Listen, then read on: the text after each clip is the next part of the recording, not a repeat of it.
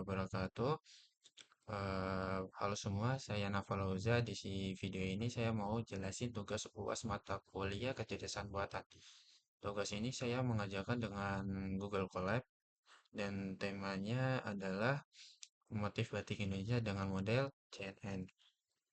Nah, di sini step pertama ada import library. Nah, di sini kita memakai beberapa library kayak NumPy, terus testnet, TensorFlow dan sebagainya.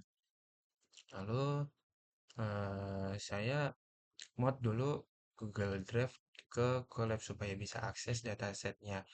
Dataset berarti saya simpan di folder Google Drive saya yang isinya ada dua bagian yaitu training dan testing.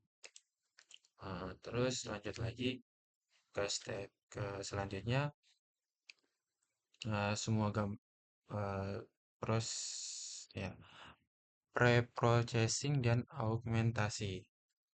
Semua gambar saya ubah ukurannya jadi 150 kali 150.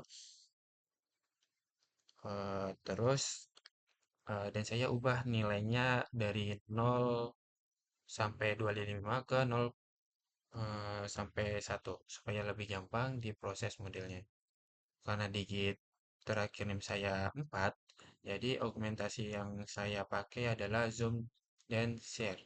Ini berguna supaya model nggak cuma hafal satu jenis gambar aja, tapi bisa mengenali gambar batik yang bentuknya agak beda. Saya juga bagi data training jadi dua, yaitu training dan validation, dan validationnya 20%.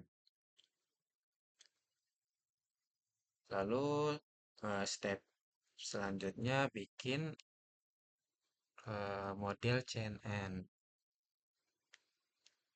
Nah, sekarang saya bangun arsitektur model CNN-nya. Karena NIM saya genap, saya pakai 6 lapisan. Setiap lapisan punya Chov 2D dan Max Polling dan semua pakai aktivasi ReLU. Setelah 6 lapisan, gambar di flatten. Lalu masuk ke Dance Layer dan terakhir ke output layar pakai aktivasi Softmax karena ini tugas klasifikasi banyak kelas. Saya juga nambahin drop supaya model nggak overfitting. Oke, saya lanjut lagi ke step kelima dan yang keenam. Compile dan cleaning rate. Nah, di yang sini model saya compile pakai optimis. Terus itunya ada. Terus lossnya kategori cross entropy. Terus matriksnya dengan akurasi. Dan ini hasilnya.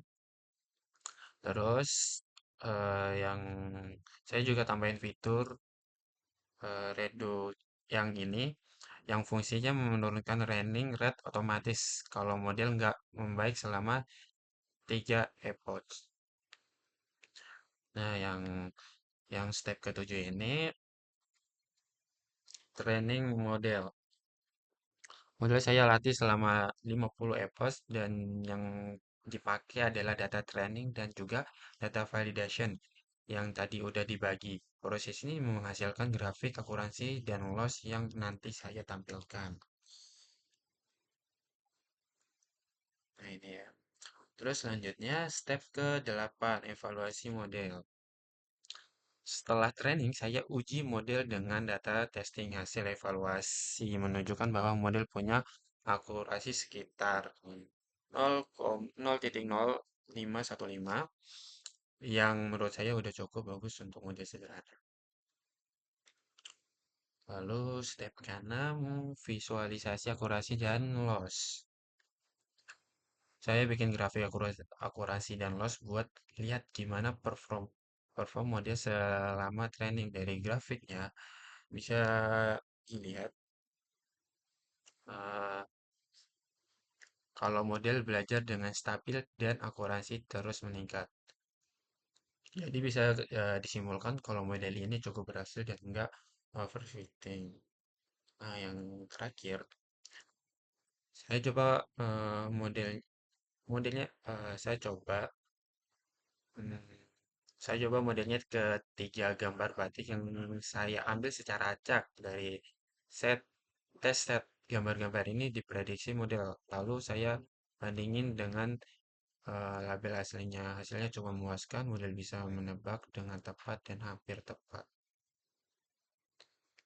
Dan ini hasilnya ada tiga foto batik diambil secara acak. Mungkin ini saja yang saya sampaikan. Wassalamualaikum warahmatullahi wabarakatuh.